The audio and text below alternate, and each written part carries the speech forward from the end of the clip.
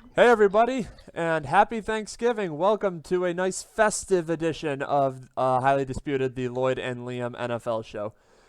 While everyone's feeding, we will notice that, yes, Lloyd is not with us today because apparently he drew the Thanksgiving shift. So he will not be with us this time around, but that's okay because we have Juice back. Juice, how you been? Been fantastic. I'm excited to be back. I miss this.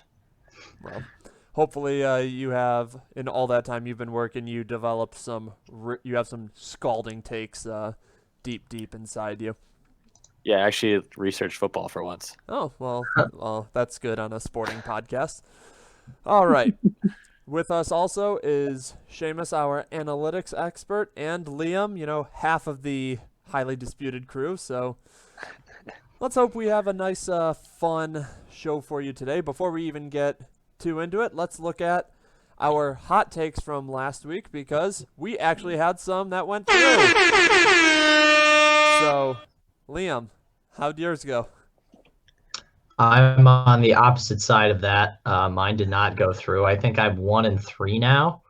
So I keep betting against good teams. That's probably why. I had the Oakland Raiders or Las Vegas Raiders upsetting the Kansas City Chiefs, considering they had already done it once and they seem to have the formula. But I just think the Kansas City Chiefs are just too darn good. I predict they're most likely going to win the Super Bowl again, barring some crazy game or injury or something like that or COVID situation. I mean, they just look so unstoppable. And the fact that they've got Clyde Edwards-Helaire and Le'Veon Bell this year is just an absolute cheat code. Like they won the Super Bowl without these guys. And you could make a case for either one of them to be in the top 10 running backs in the league right now. That's just ridiculous. So, I mean, I shouldn't have bet against Patrick Mahomes. I've learned my lesson. Well, Next time. to be fair, they are hot takes, not lukewarm takes. So That's right. you went for it. You threw the Hail Mary, and DeAndre Hopkins did not catch it this time. All right, Seamus, how do you fare this week? Jared Goff showed up for me, beat Tampa Bay.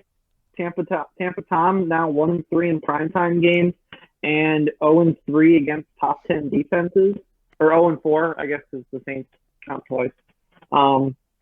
Yeah, Jared Goff, 376, 3 touchdowns. Did not do Jared Goff things. I guess you just got to pick him on the right. You got to look at him in the right week. But pretty happy. Finally got one of these like pretty much right on. Yeah, it was needless to say, it was probably a good week for you.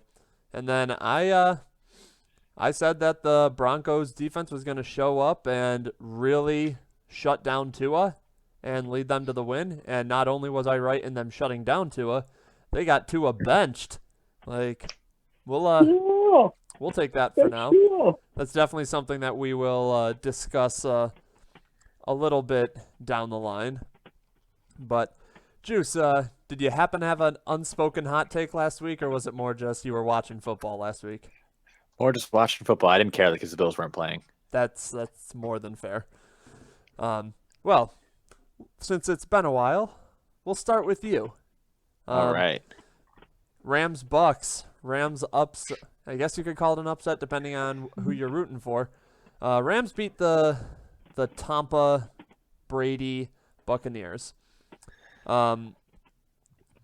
Why? What? Like what? Everyone was saying, oh well, the Rams aren't really that great, I guess, because the Bills beat them. So, what does that People mean often for? people often forget the Bills are actually a good team, but they don't want to give them credit. I don't know if it's an upset because the Rams they technically have the same record as the Bucks. The Bucks just haven't hit their bye week yet. And then we finally got the Aaron Donald Rams defense to show up and do something about it against a pretty offensive heavy opponent. But I don't know. I stopped watching the game after the third quarter because my fantasy team was up and the Rams were winning and I felt good and then I woke up.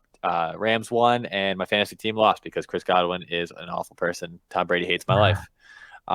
So takeaways from that: Rams are a good team. They're getting better as each game goes forward. Bucks, I don't like Tom Brady. Tom Brady can suck one. Well, Skater Dad reminded us all that he is no handshake Tom. such a biggest loser on the planet. Foreshadowing. Yep. Later in the show. Someone called Jillian Michaels and be like, "Yo, we got the biggest loser over here." Yeah, All boy. right, Liam. Boom roasted. Liam, what does this mean for the Rams and the Bucks going forward? Like, where's your opinion on these games, like, or on these teams, like, moving forward? I think one of the things that this proves is that it was not Jameis Winston's fault that he was throwing so many picks. I mean, he made some bad decisions, but if Tom Brady is, on pace to throw that many interceptions in the same spot that you were, then it probably wasn't all your fault. I mean, if you've seen the statistics for their downfield ball, it's terrible.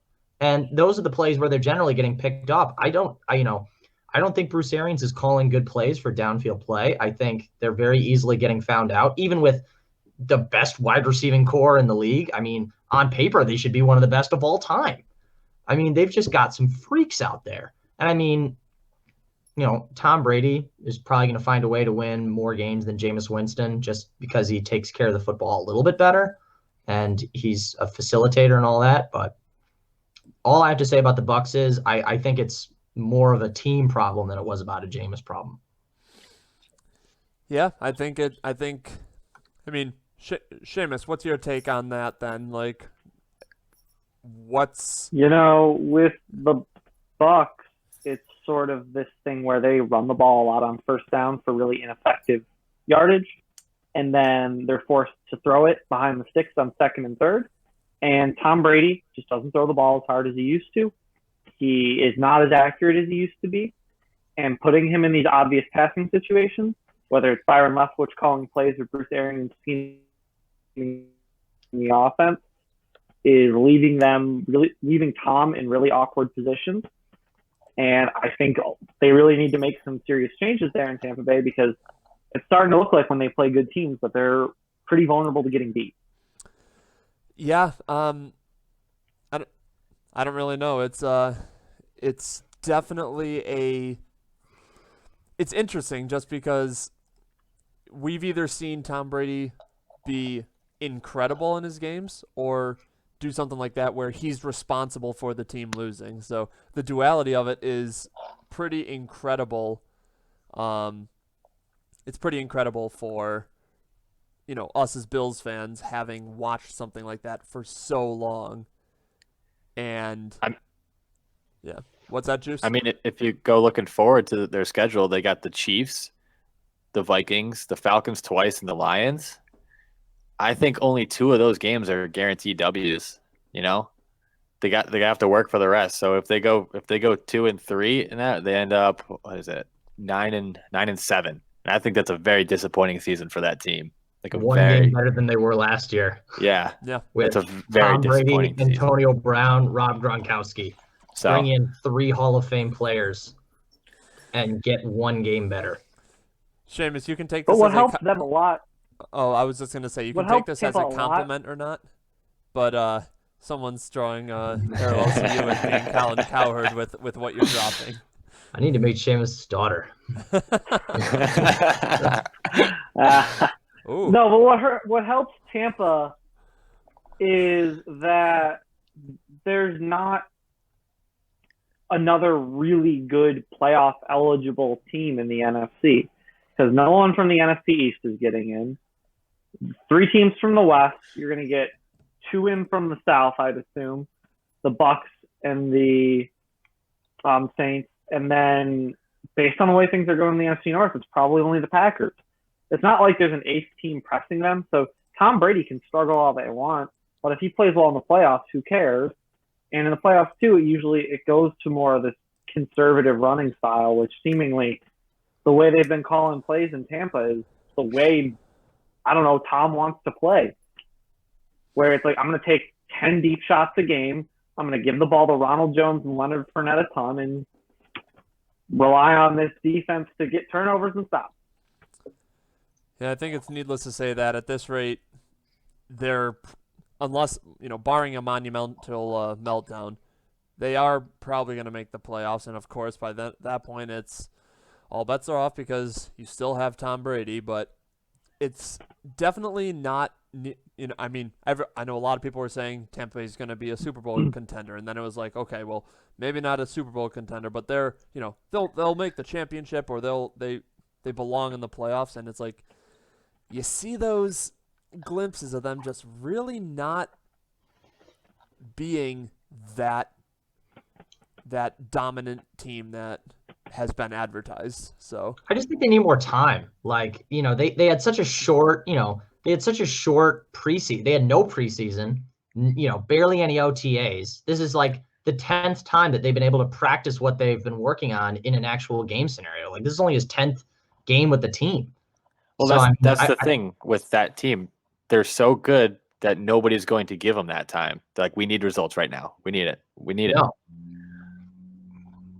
So, like Rob Gronkowski was out of the league for like 2 years. Everybody's like, whoa, what happened to Rob Gronkowski? What do that you mean what connection should be happened to Rob back right there Gronkowski? immediately.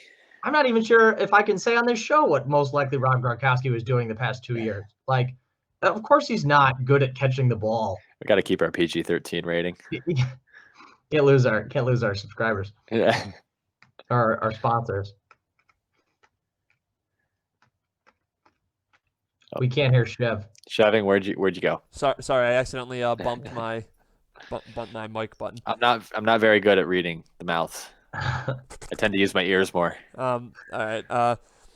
You guys have anything else pressing? Any last minute things regarding either of these teams? I mean, I know a lot of the focus was on the Bucks, but what about the Rams? Just meh, they're the Rams.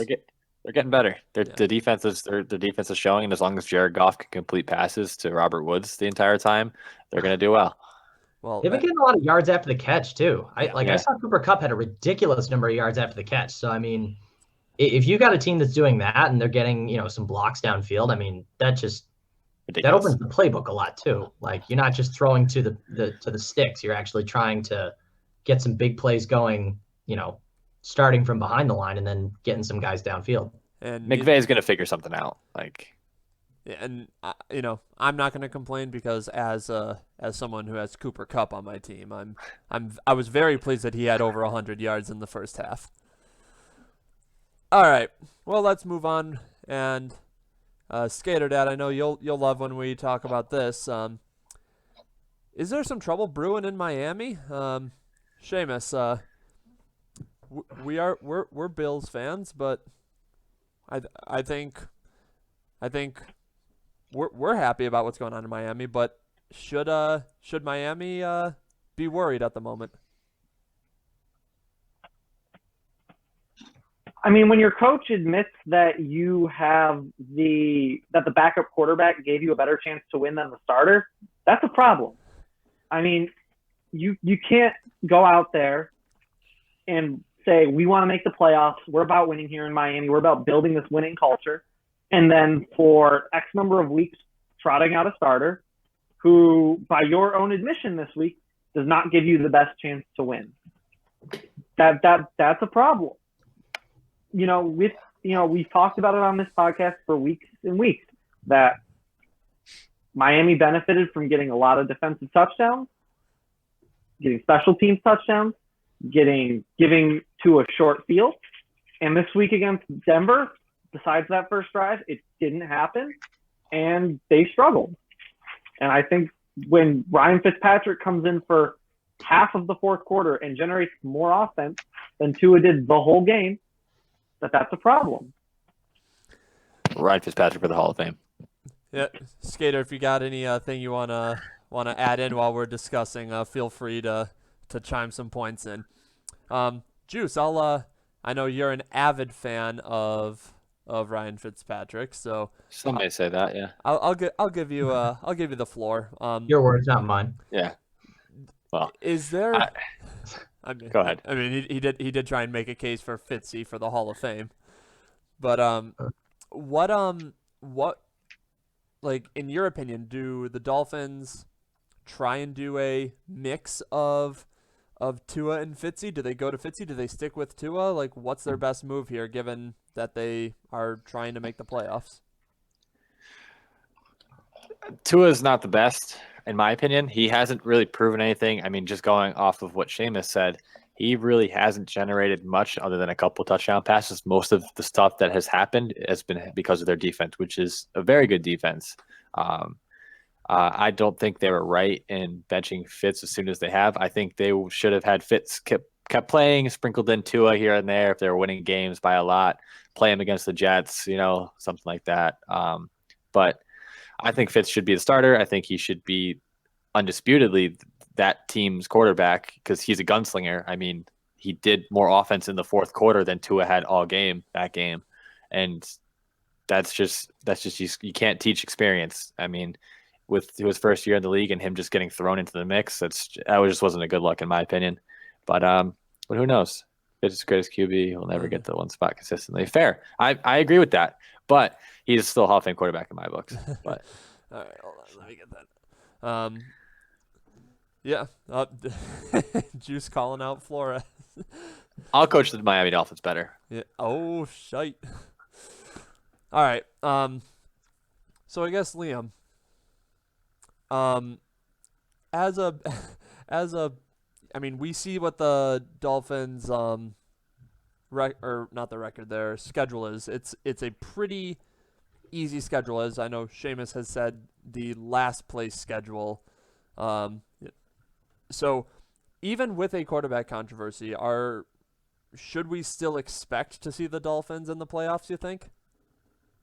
I think so. I think they're still going to sneak in there. You think that it's an easy schedule, but the Denver Broncos were probably expected to be a win on their schedule. So that definitely changes things. It's an interesting dynamic now because the Bills also have to play the Broncos. And so I don't know if the Dolphins game got easier or if the Broncos game got a little more interesting. It's going to be, it's interesting to know. But I think the Dolphins, if they can still have those big turnover plays that they had these past couple weeks that were just giving their QB the opportunity to just, Tua doesn't like to make those. He hasn't been making the deep throws. He hasn't been making the big plays. He's kind of just been facilitating and letting the defense and special teams put up a lead and making the other team play from behind. I think they'll still make the playoffs. I know the Patriots won't. And that is the sweetest thing about this whole ordeal. It's one of those things where personally, like as an AFC East rival, I love that they're having a quarterback controversy. But low-key, I really wish that Tua was going to be the quarterback for our matchup, because if Fitz is in, I actually am very afraid of. I mean, they'll keep Tua in. Well, they said Tua is the starter going forward, but say he loses one more game though, then are they gonna? Is there gonna hit him be in the question? hip? Oh.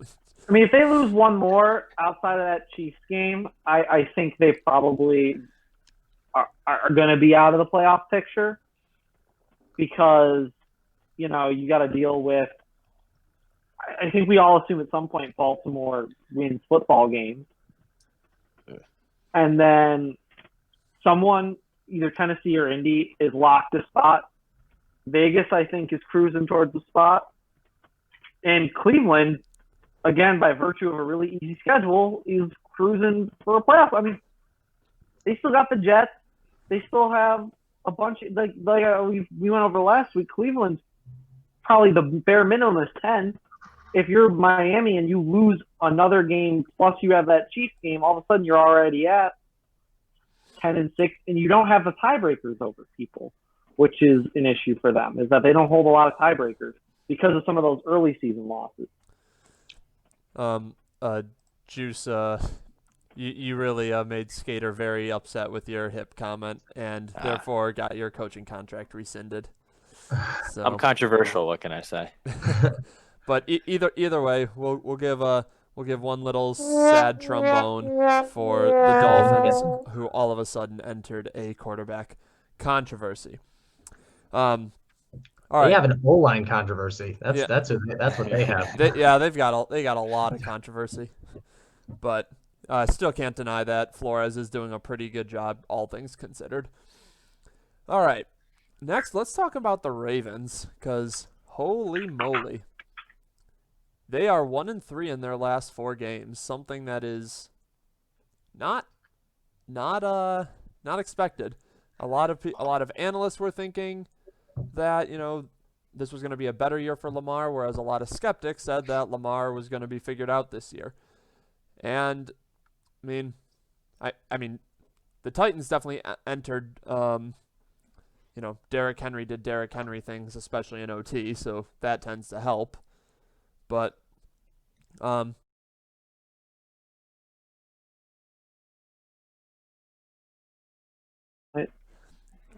right. All right. Sorry about that, gang.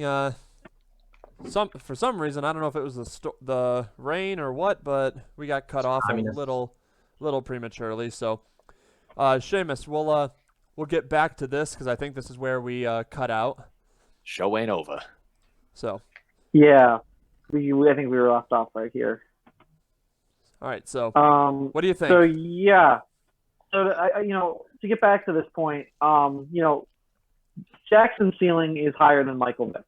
He won an MVP. That's something Mike Vick never did. Mike Vick also, his career average is almost 75 more passing yards per game than Lamar. Lamar's inability to complete throws to wide receivers is a problem. Dez Bryant, who didn't play football for 2 years, was their leading wide receiver this weekend. You've spent first and second round picks you have 3 combined receivers who are first and second round picks for the last 2 years. They combined for 1 catch on Sunday against Tennessee, the number 32 secondary in the league. It's hard to not say that Lamar, if he's not figured out, has given away. He's showing his hand to everybody about what he likes and what he can do and what he can't do. Is Tennessee actually the number 32 secondary? I thought for sure that would have been Seattle. No, it's Tennessee. Tennessee gives up more yards through the air than anyone else. It's just Seattle has a worse overall passing defense. It's Seattle gets killed on point differential. All right. Good to know. Ooh, counterpoint. Who did Vic have for receiver? Were they better than what Jackson had? Vic had So if you count early career Vic, you have Roddy White, late stage Peerless Price, Algie Crumpler, Warwick Dunn out of the backfield. But then late career, when he was with the Eagles, especially those Eagles years, Deshaun Jackson, Jeremy Maclin, he had better guys than Lamar, I think. Mark Andrews is good, though. Yeah, Mark Andrews is probably the best pure pass catcher out of any of them. And the worst part for Lamar is the fact that Baltimore doesn't have the cap space to go get him Allen Robinson's a free agent this year. Imagine if you just had someone of that level of competency out wide for Lamar. But Baltimore doesn't have the cap space to go get him. They're hard capped. You're out of options. You're stuck with Duvernay, Snead, and Hollywood Brown, and that's not good enough. Juice, are the Ravens seriously in trouble of missing the playoffs? Because the way it's looking, there will definitely be at least one 10-6 team, if not 2 10-6 teams that miss the playoffs. Is Baltimore one of them? I don't think so. As you mentioned before, they have the equivalent of a confidence booster workout going into this final season. They're going to win their games when it matters. Now it's a different story when they get to the playoffs. I don't think they're going to make it past the first round of the playoffs if they do get to the playoffs, but I think they do get to the playoffs judging on their schedule. They're going to lose to the Steelers. Cowboys is a toss-up. They're going to beat the Browns. They're going to beat the Jaguars. They're going to beat the Giants. They're going to beat the Bengals. So Giants could give them a game. They could give them a game, but overall, I think they're going to. Could you imagine if they lose that game? I think if they lose, how many they got left? They got 1, 2, 3, 4, 5, 6. I think if they lose 2 games, if they lose 2 of those games, they're out of the playoffs. So they need to win either one of the Steelers or Browns games. Yes. Yep. Well, let's see. Yeah. They if I They were them. did beat the Browns 38-6 in week 1, so I mean, That was funny. So that's a totally different Browns team. I'm just saying it could happen. That's when I thought Baker Mayfield could That's when I thought Baker Mayfield could throw the football. Now they understand Baker can't throw and are just like, all right, Nick Chubb, Kareem Hunt, 50 carries each. Wow, a lot of carries. All right, well, all right. So let's move forward to a quick little slate of things going into Thanksgiving week, where we just kind of talk briefly about some of the things either on the Thanksgiving Day games or just some of the games this week. And we actually have a good start. Start off with Liam. Do the Bills focus the run against the Chargers, or should they lead with a passing attack? That's a tough one. I want to stay away from Bosa as much as possible. He still plays for them, right? Yeah. I don't like that guy. I don't like those Bosa guys. So, I mean, I would probably do what they've been doing for a while. They've kind of had a pretty healthy mix of both.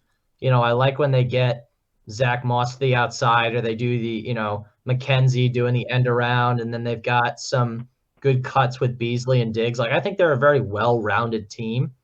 I think Herbert is going to be slinging it, though. So if we need to match that, then yeah, Josh needs to put on his big boy pants and sling 350, 400 yards, because, time of possession is going to be a big factor in this game. And if Herbert is just charging down the field, we're going to have to match that just momentum-wise, not even based on the score. Just if we give them the ball and they just score immediately, it's just going to be a momentum change.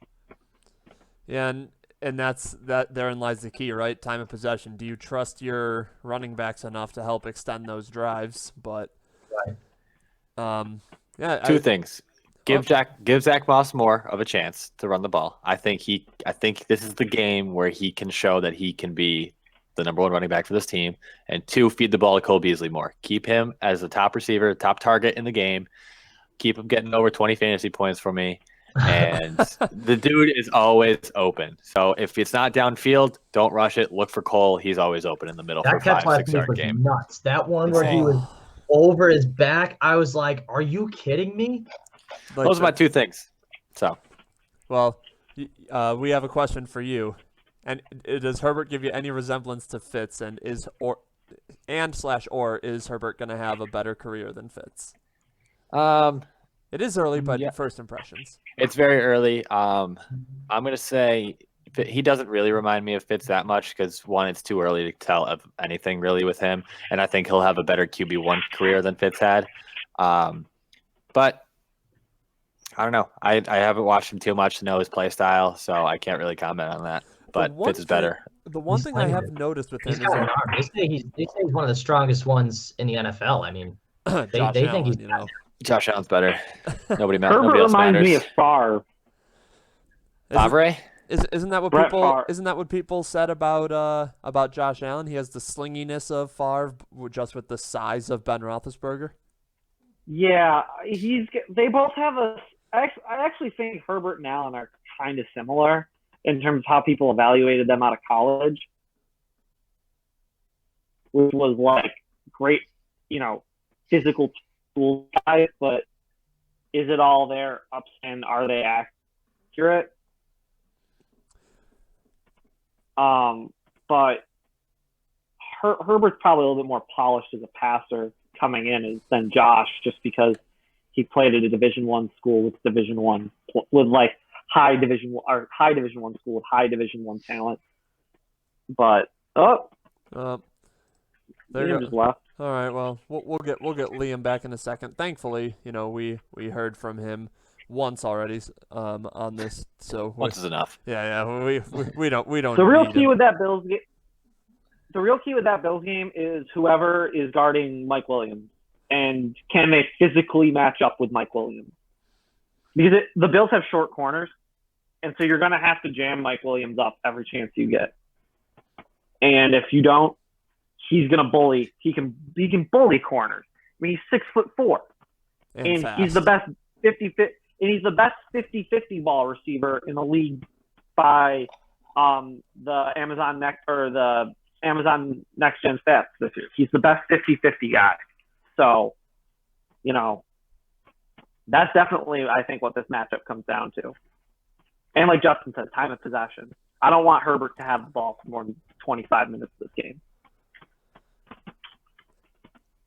All right, hold on. I'm just trying to work on getting Liam back in here. Baby, come back. All right. We are still live, so that's a good thing. Let me just send him. Let me just try and send him a quick invite back to this. I guess the other game, too, that you two maybe want to comment on going into this week is probably that Kansas City-Baltimore game. Or not Kansas City-Baltimore, Pittsburgh-Baltimore game, if it happens, when it happens. Well, but that's probably the other game we should talk about here. Well, I was actually going to ask you, kind of Seamus, about the slate of Thanksgiving games, and I know that I guess we'll start with the first two beforehand. Is there anything of note to watch for Thanksgiving Day now that Baltimore got bumped? Whoever wins Washington Dallas is in first place. I mean, that's about it. Juice, you got something to add? I'm very excited for that Washington football team Cowboys game. Alex Smith versus Andy Dalton. It's not going to get much better than that. And then just watch Chase Young absolutely slap Andy Dalton around. So I guess real quick, we'll talk about we can try and talk about this Baltimore-Pittsburgh game, whatever we know about it right now, because it still has not been set. Oh, by the way, welcome back, Liam. Thank you. Yeah, My computer crashed. Yeah, Good to have you on the show. Yeah. Thank you for joining us. We'll start off with you for once again, thank you for joining. Baltimore Pitt. How's that gonna go? I think they tie 0-0. Because it doesn't happen. Absolute barn burner of a defensive. Hold on. It's not time for hot takes yet. But That's not hot takes.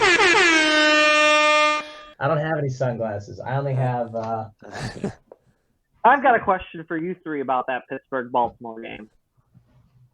If Hit me. Baltimore gets blown out again, so I am saying if this game is Pittsburgh 36, Baltimore 14, does Baltimore make a change at offensive coordinator and fire Greg Roman and let someone else try and rescue this offense the last 5 weeks of the year?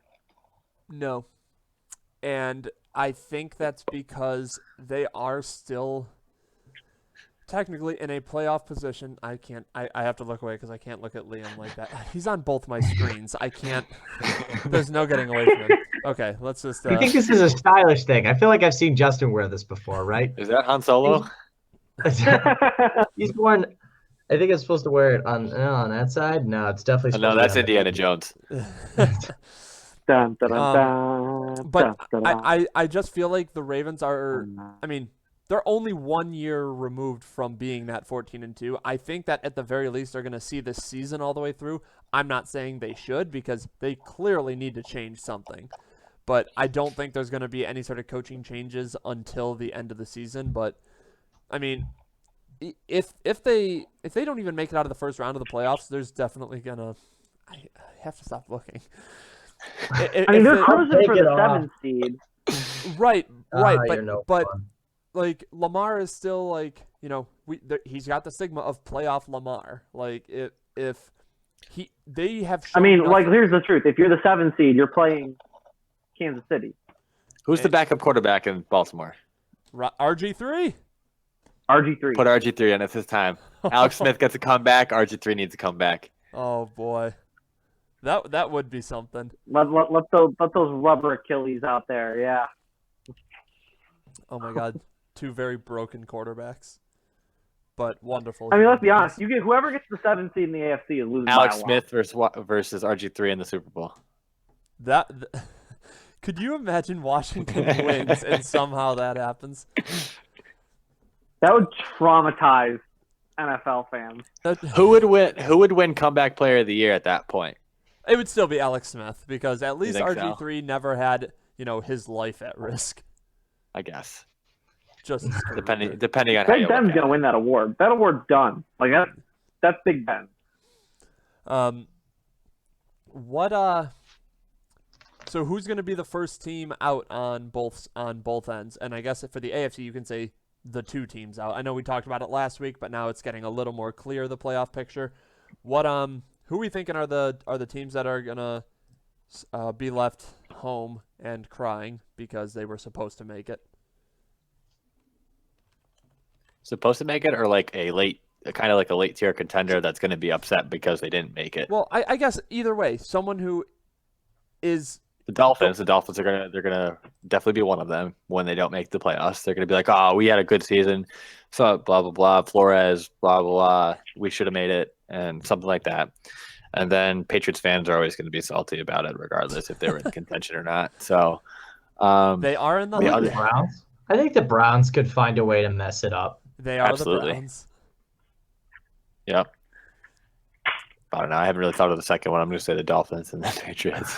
It's just crazy to The me, though. Patriots. It's crazy to me though that there are 9 teams with a 6-4 or better record in the AFC, and then you have 7 on the NFC side, but then every other team is 500 or below. Now, only one team is 500. There's actually only one 500 team in the entire NFL right now, and it's the Chicago Bears. And I think they're worse than a 500 team. That is just so Chicago Bears. It's almost like worse. It's almost like worse than being one of the bad teams, because at least you can tank for Trevor or fail for Fields or trash for Trask or something like that.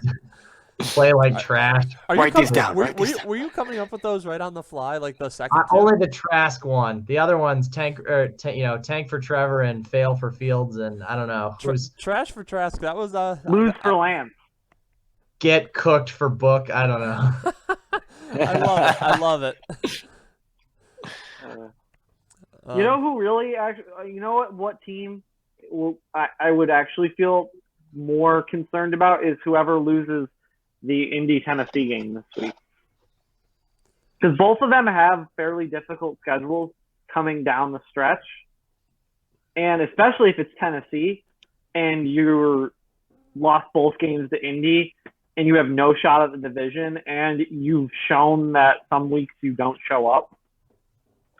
I'd be concerned if I was a Titans fan and Phillip Rivers makes me look silly again this week. The Bills want to face the Colts in the playoffs. We definitely do not want Tennessee. I want Vegas. Yeah, I wouldn't mind Vegas. I'd almost take the Colts over Vegas, to be honest. I get that that would necessitate that they lose the division.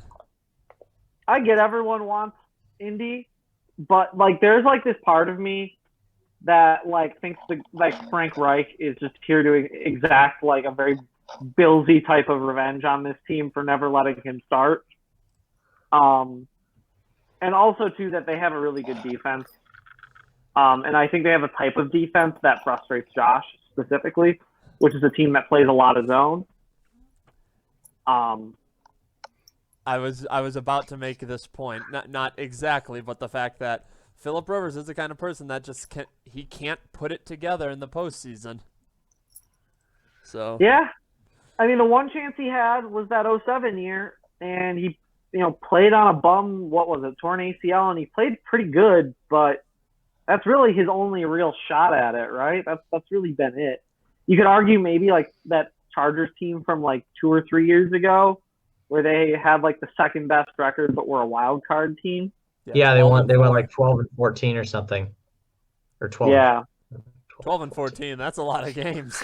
That's a lot of games. That's a lot of damage. That's a lot of damage. All right, I guess just for funsies, because why not? Taking out someone that's obvious, and I'll let you guys kind of do a little bit of an explanation for your picks. But I want you guys to tell me your dark horses for potential Super Bowl winners. Yeah, you know what? Yeah, let's go Super Bowl winners because I don't want to say contenders from each side because that could go every which way. But we'll start with Juice. If you had a dark horse team, someone that wasn't like an obvious choice, like essentially don't say the Chiefs because that's the easy I don't pick. think the Chiefs are going to win the Super Bowl, like legitimately. All right, so let's hear it. Who's your dark horse? For me, right now, it's going to be between the Saints. I think the combination of Taysom Hill and Jameis Winston is enough to throw a bunch of teams off. So, I'm just gonna go ahead and say the Saints right there. And then looking at the same side, if it's not the Saints, I think it's got to be the Seahawks still, in my opinion. Fine.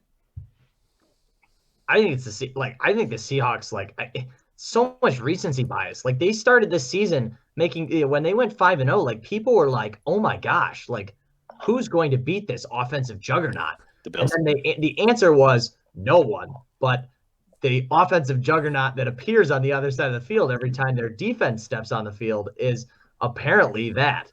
I mean, Jamal Adams, Carlos Dunlap, they added but man, Russell Wilson, I can't sleep on that guy.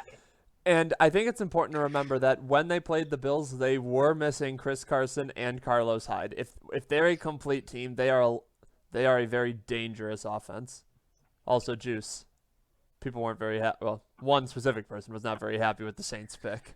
Yeah, once I said that, I realized Drew Brees broke all the ribs in his bodies, but why not? Yeah, it's Probably a dark 11 horse. out of 24. Yeah. Like half. Teddy Bridgewater went 5-0. Like they've had other it's not like they had a backup quarterback come in and it was just terrible. They were undefeated when they had a backup quarterback in. Yeah. Taysom Hill did really well, and for surprisingly. Yeah, they're 6-0 now in the past 2 years in backups. I mean, maybe they just got a bunch of other good players. I don't know. Maybe their defense is outrageous. They are a very complete team for sure. Seamus, who you got as your dark horses? The LA Rams. Jared Goff's done it. You can make fun of Jared Goff all you want. Like he's done it. I will. And if you believe in the Rams philosophy, which is that star players matter more in big games than depth, then the Rams are a prime I just hate body contender. parts. The Rams are a prime contender if you believe in that philosophy. And I would argue too that two of Goff's losses this year is the Bills game, which we can talk about officiating on both sides being poor in that game. And the Dolphins game, which apparently Brian Flores just knows how to piss Jared Goff off. I don't think Ryan Gosling has what it takes to lead the Rams to a Super Bowl. You don't think so? So, I mean, No. I don't think Hot Buzz has the skills to take. And they figured out their kicker problem, too. They've I don't even know who's kicking for them now, but they have not missed an extra point in 4 weeks based on the PFF stuff. So, well, that killed him a lot early. Was like in the because I think McVay gets crapped on a lot as a coach, and I think he's actually really good, and people forget about how good McVay is. Seamus has a crush Also, on Sean McVay. I like Seamus and Sean sitting in a tree. I like borderline autistic people being in a position of power like that and just commanding a locker room like that because Seamus likes powerful men. How is that not worse than my ribs comment?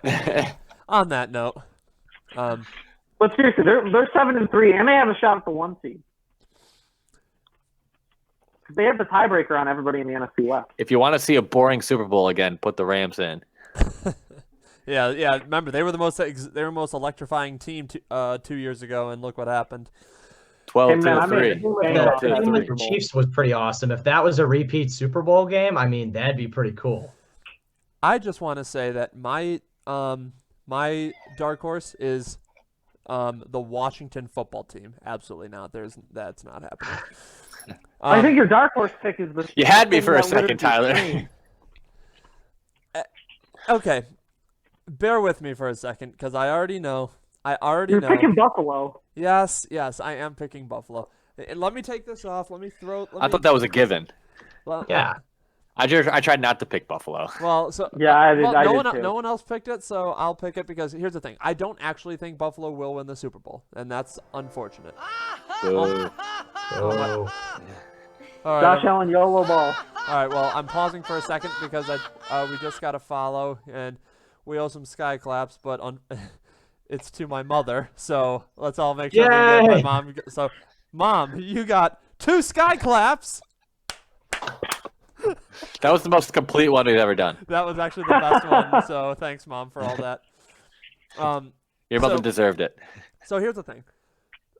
If there's one thing that we've seen so far is that Buffalo has the capability to play with just about anybody, as long as we don't play someone who is extremely proficient in running the ball. So, as long as we don't play the Cleveland Browns, I am pretty sure we'll be fine. I like how Tennessee everyone's on Titans. the same page that it's not the Steelers, the only undefeated team in the league. Hey Tyler. Who's the Bills' projected playoff matchup right now? Ye- right. Yes, I'm aware that right now it is the Cleveland Browns. That's First home playoff game in We gotta start 25 years. we gotta Let's start take losing that some L on the games. chin, boys. Oddly enough, Here we go. I actually feel like we match up better against the Chiefs. I feel like we match up better against the Raiders. I feel like we match up better against everybody but the Browns, and it's because the only thing the Browns can do is run the ball efficiently, and it's the only Tyler. thing that we can't defend. The Chiefs path to the got you guys. Super Bowl for the Bills is really simple to me. It's Vegas is the first round opponent, the Chiefs are the second round opponent, and you get lucky and you get Tennessee as you're in the AFC Championship game. I don't Specifically, like you get any of those matchups. What are you talking about? listen. If you agree with Tyler's hypothesis that the Bills can't stop the run, none of those teams are extremely proficient running the ball. And the Tennessee thing is this. Fourth quarter Derrick Henry is very different than first 3 quarters Derrick Henry. Yeah, he's better. No, he's much better in the fourth quarter than first 3 quarters. If you Still would had, put like, Tennessee 200 yards against us the last time. I don't think those were all in the fourth. if you put Tennessee down at home in Buffalo in the snow and make Ryan Tannehill win a game in the snow, a fine. lot of ifs here. I'd rather do that than play Big Pittsburgh. if. All right, If all right. There's a lot Derrick of ifs. Henry That's why it's freezes to dark death. horse. And we have 17 picks. And their entire team has to forfeit because of COVID, then Listen, that team is due for some bad. Hey, karma that's at some point. that's pretty probable with the way their season's been going. yeah, for real. Or Also, Tennessee is just due for bad karma.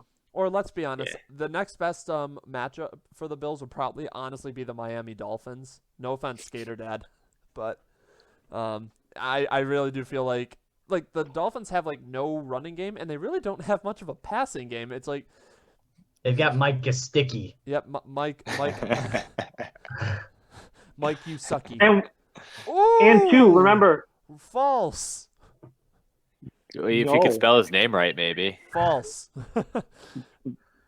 No. Maybe that was supposed to be Taysom Hill. Oh Yeah, Taysom Hill. Yeah, I would Hill argue better than that. Josh Allen. But Yeah.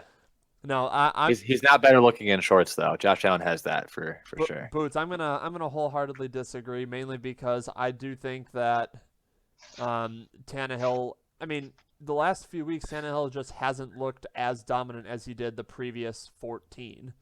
Like his last 4 games, he has regressed to basically Miami Ryan Tannehill. And I'm not saying that he's a bad quarterback. I still think he's probably in the upper echelon of quarterbacks in the NFL.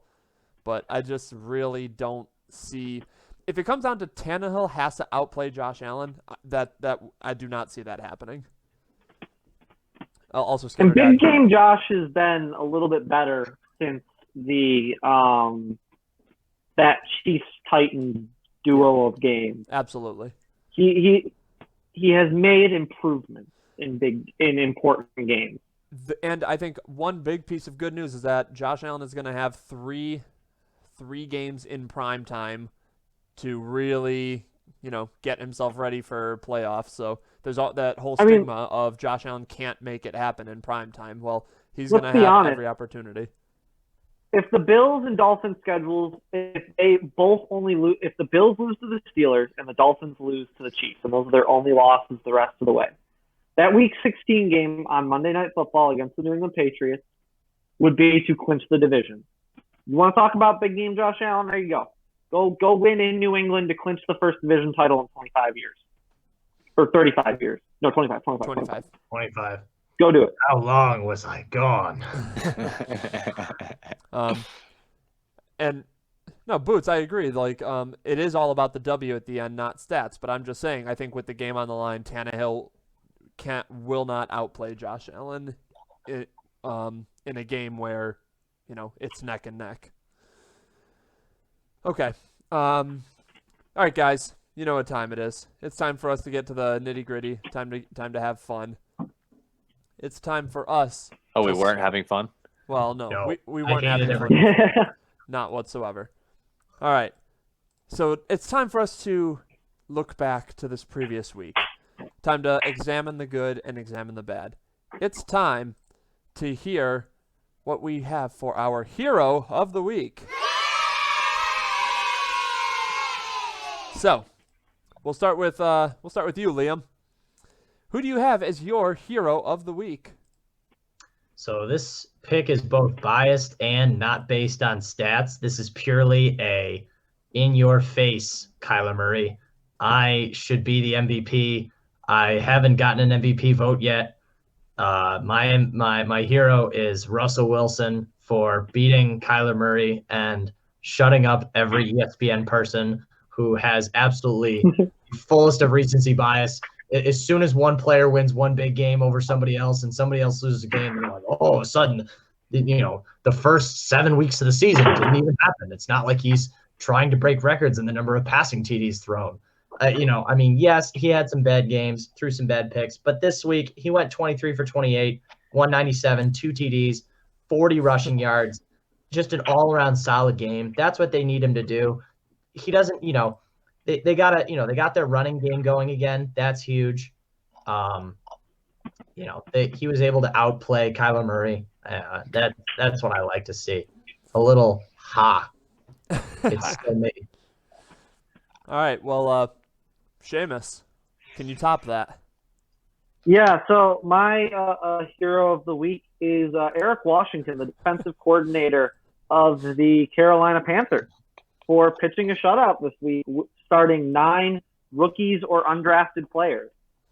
I know it's against the Lions with a broken thumb Matthew Stafford, but anytime you can, in a week, get 9 guys who are basically have never played a game together before out of your 11 starters and go and pitch a shutout, you deserve a lot of props for that. That is not an easy thing to do. Especially, too, your offense is starting a backup quarterback who has never played an NFL game before. Yeah, I was considering doing the Carolina defense. I'm glad someone else wound up going there. Juice, who you got as a hero?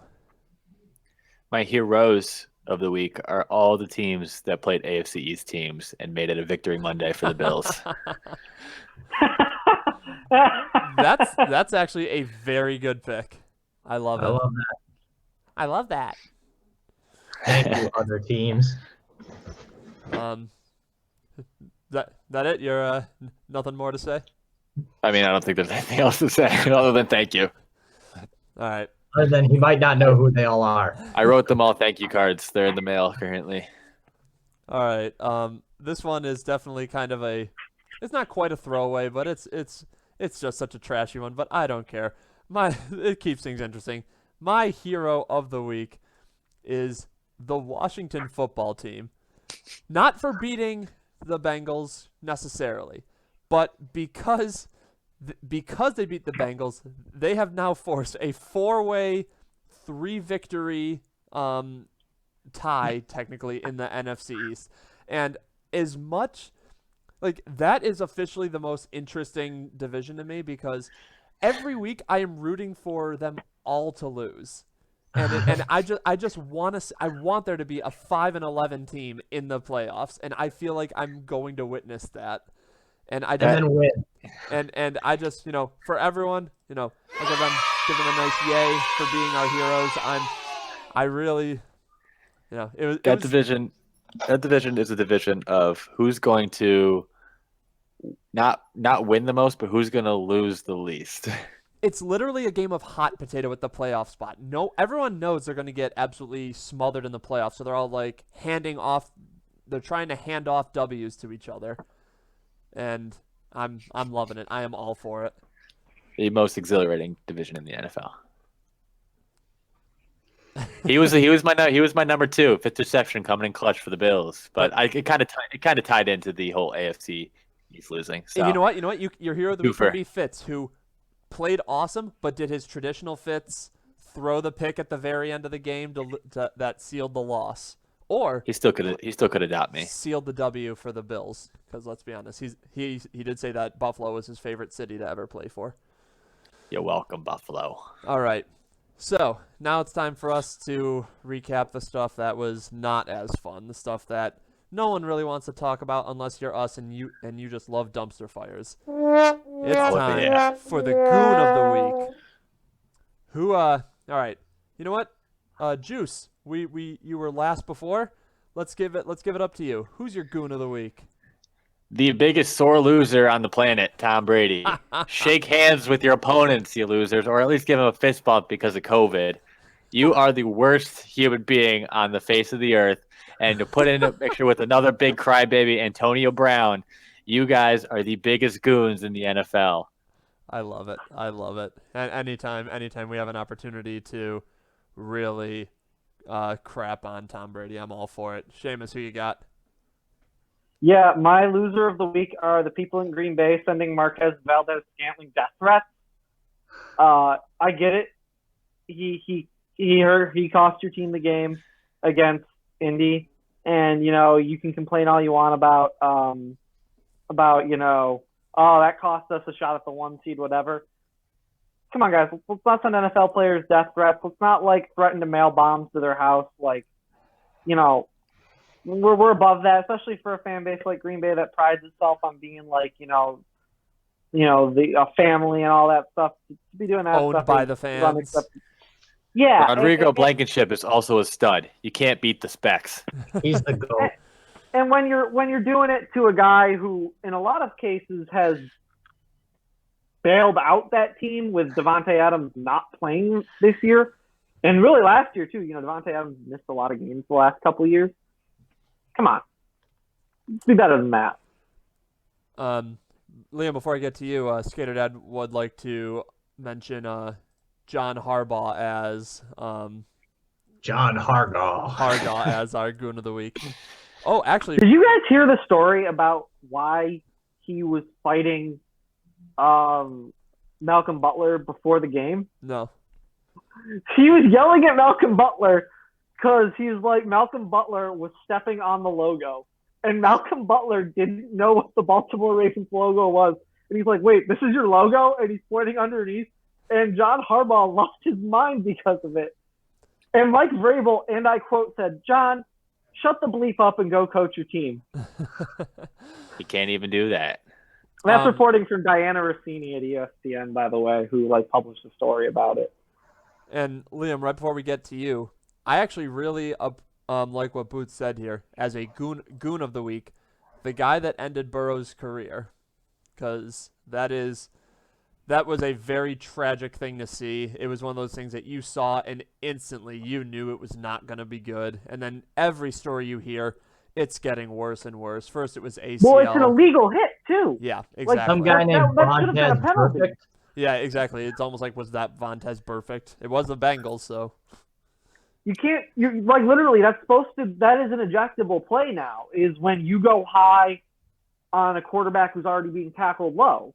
Yeah. That's supposed to be an ejection offense, and it's the second time it's happened this year because it happened to, actually, I think it happened to Ryan Tannehill this year. He didn't tear his ACL. Yeah. But I'm pretty sure the guy who did it to Tannehill got ejected. But yeah, hopefully there's a world where Burrow is able to come back and, show us the flashes that we've seen so far this year, because he was definitely someone who could make an impact in the NFL. Liam, who you got as your goon? I mean, there were a lot of goons to pick this week. I mean, I almost just went with like scoring 400 points in a MAC championship. That probably would have been a good goon of the week. You can't do that. You can't do that. I had to go with the entire Miami Dolphins offensive line taking the entire week off, deciding that they just weren't going to protect the guy with a very hurt hip and just say, yeah, you know what? 6 sacks, 12 knockdowns, 8 QB hits. I thought it was 8 sacks. I think it was 6 sacks. I just looked it up. But, Okay. I mean, it could have been like, I don't know. They got like a half sacks when it's split between two guys. Yeah. I don't know. I mean, holy cow. Like, some of it, he's holding the ball too long. They don't want to get a holding call. But, I mean, after like 4 hits to what is supposed to be your franchise guy, can't you like pull one of those guys aside and be like, hey, maybe don't let them land on him every play? Something like that. Other than that, the Miami Dolphins O-line probably could have gotten lower at a MAC championships, though. But who knows? I know who Tyler's picking. Oh, do you? Because I've been really trying to figure out. Oh, and just like that, our advertisers are gone. It's the guy I think it's the guy you No, picked multiple times. No, Picking Carson Wentz. Well, I want to do Carson You picked Carson Wentz 3 weeks in a row. He is picked Carson worthy Wentz again. last week. Like Someone's picked him every week. He is worthy again of being the goon of the week. He's the goon of the year. And the best part was that, like, I think Nick Foles is worse, but that's just me. Nick Foles didn't play this week. yeah, Exactly. Somehow he was worse. like 0 TDs, 0 yards. I was working so hard to not do Carson Wentz because I'm like I was literally scouring games just now. I'm like, there's got to be someone else, right? I'm like, I mean, okay, did Kirk Cousins lose again? And it's like, well, no, he lost, but he also threw 303 touchdowns and no turnovers. All right, you can't go there. Derek Carr for not winning, because that bad interception. Well, he needed to make a play like that. No, it's just like there's no one else that is as goon worthy. Like, I mean, Carson Wentz week in and week out is just so disappointing. And he throws have you picks, read did you fumbles. read the story from I think it's in the Philadelphia Inquirer today that for this week they're going to shrink the playbook by half for him. So they think it's just too much. They don't know what the problem is. He's a so squirrel. They're shrinking the playbook by half this week. All right, well, I mean, and I assume too they're going to run more of that Jalen Hurts gimmick package. Hopefully. All right, Liam should be back. I think he had to reboot again. Carson Wentz is a squirrel, and it's very fun to watch him run around. You just get some joy just looking out the window, watching the squirrels chase each other. I got a and question. it's the same satisfaction I get watching Carson Wentz try to run with the football. I got a question. You did go to North Dakota State, What's up? I got a real question though. Can he get a 30-30 season? It's doable. Let's Like see. if he really implodes down the stretch and they keep him in because they need to win games, What the hell? it's in play. He is 14-14 right now, so don't count that With how out. many games Alright. left? With six But doesn't games he left? have, 5 like, games? But okay. But anyway, like for everybody, let's just give them one little trombone.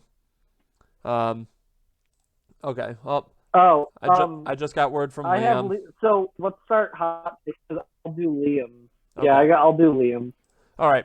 So Seamus, we'll start with you on our hot takes. Oh no, I clicked on the wrong thing. Why'd that ad pop? There we go. All right. So this is the part, everyone's favorite part of the show, where we say something that's so outrageous it can't possibly happen, but it just might. Seamus, we'll start with you giving me Liam's. Oh. Liam, has our favorite New York Jet, Sam Darnold, in his should-be return to play this week. Sam Darnold, 4 touchdowns and 400 yards against the Miami Dolphins. However, he is not calling a win. I was about to say, I think the best part is that he still will not call a Darnold win. just has to ball out. Oh man, It's a fair take. I don't think so. I still think that the Jets, like that, you're still assuming that the Jets are going to be competent in every other facet of the game, and B, that the Dolphins secondary is going to let that happen. But to be fair, it's a hot take. I didn't say warm take. I didn't say cold take. So, all right, Juice. I'll give my actual. Oh no. You don't go we're twice going in a row.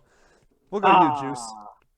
I don't want my steak stolen. But So it's, I had this before Liam decided to say this, but I am calling it a New York Jets win this weekend. I think it's the league of the backup quarterback, and they should leave Joe Flacco in for Joe Flacco's revenge tour 2020. The New York Jets will beat the Miami Dolphins this week as their first win of the season. Skater Dad is gonna love hearing that. Are you They're sure? due. Are you sure it's not the inner former Jets fan of you? I don't know. I think there's some green on me still, but Yeah, gangrene, I think it's gonna like it. Yeah, I gotta get it checked out after this, but I think it's gonna happen. I don't know. There's something about the way the Jets have been playing the last couple of weeks that's showing me that if they could just figure out how to close the last 5 minutes of a game, they could possibly squeeze a win out of something. And I think with the controversy in Miami over the quarterbacks, if they keep tossing it up between Tua and Fitz, there's no consistency in that game, and I think that's where the Jets are going to thrive. Well, I mean, that would be awesome to see. Could you like as a Bills fan, knowing that the Dolphins are on our heels, that would be fantastic. But I'm going to rub it in every single Dolphins fan that I know face if that does happen, and I think it will happen because it's my hot take. Skater Dad, one of our very I know he doesn't loyal seem to fans. like me, so He did offer you the coaching job, but then he rescinded it instantly. he rescinded it, took away my advertisers, and Yeah. I don't think we're getting along right now. Seamus, what you got? So I'm going to give Bills fans more good news this week. Mike Glennon is starting for the Jacksonville Jaguars this week. He is at least a competent NFL starter. He's thrown for 300 yards in a game. He's won a game. We all talk about Cleveland going to Cleveland at some point. They're not they're Jacksonville is Bad allowed to have, teams. Jacksonville is allowed to have fans in their stadium. This week, they are allowed 75% capacity in their stadium. We can talk about if that should be allowed. Whatever. Jacksonville is allowing 75% capacity. They at least turn up for games there. Yeah. Cleveland has not played in anything other than a rainstorm in a month. It is going to be 81 and humid Sunday in Jacksonville. Baker Mayfield's going to have to throw the ball. Sidney Jones is a borderline all-pro at corner. Let's go Jacksonville. Not only wins this game, wins by more than 10, and deals a serious blow to the Cleveland Browns playoff chances, which also helps you to take because the Jets can afford to win a game. Not blow the number one pick. People aren't even hearing what you're saying because I'm just playing the air horn like nonstop right now after that. Also, Boots severely disagrees with you about you saying that Mike Glennon is a competent starter. When was the last time he started a game? Oh, like 3 years ago. It's For fine. Tampa, right? Listen. Yeah. He's better than Boots he's is better a than Tampa Jake fan, Luton. so He's better than Jake Luton. oh, Jake Luton threw Oh, there it 4 is. picks on 20 passes last week. Like, he's better, and Minshew's still hurt. If Minshew was playing, I would definitely pick Jacksonville in this game. that's fair. That is more than fair. I mean, Jacksonville played good. Jacksonville only gave up 27 points to Pittsburgh last week, and that's with 5 turnovers. Yeah, that I don't know. actually is a That's very confident. good point. All right. And Cleveland doesn't blow people out. Cleveland's not going to blow anyone out in this game. All right, we can take that. All right. Tyler. Tyler's picking Justin Herbert to beat the Bills. No, I am afraid that if I say that, it will come true. So I will not say that. Maybe Listen, if you- I maybe think if all you say three, it, it all won't. 4 of us were thinking about that. All right, No, I don't like that guy. Boots, pay attention because you're gonna like this one. Uh, Miami Dolphins beat the New York Jets. Hot take right there. No, he's picking Tampa over Kansas City. And then here- Tom Brady is not going to shake Patrick Mahomes' hand. Tom Brady had a poor end of his game last week. Some may say. And he does not take well to losing at all. Like if there's one thing that no one can deny, it is that Tom Brady is one hell of a competitor. Poor sport maybe, but he has yet to lose back-to-back games this year. Remember they lost that game against the Bears and then they came back and beat the Packers by 28. Which that was a game that everyone was like, "Oh, did you see how we played against the Bears? There's no way that the Bucs are gonna even have a chance." They got blown out by the Saints, and then yes, the Panthers aren't a great team, but they hammered on the Panthers after losing to the Saints. He's not going to take losing to the Rams very well, so I think that. I'm not happy about it, but I do think it is going to be a shootout. Here's the thing: they're not going to blow out the Chiefs, but I think Is it in Arrowhead or is it in Tampa? it is in Tampa. It's in Tampa. With fans. I don't like that. So I do think that Brady is going to relish in the fact that he does not have, he's coming off the loss. He's at home, and he's Tom Brady. It's also hashtag not past his bedtime. Exactly. Not a primetime game. Boots, Speaking of primetime, Boots, I agree. If the Bucks go to the creamsicle uniforms, I think they are playing in the creamsicles this week. If they do, then even double. I wouldn't even use the air horn. It's like if they play in the creamsicles, they're winning. And the oh hey pirate helmet.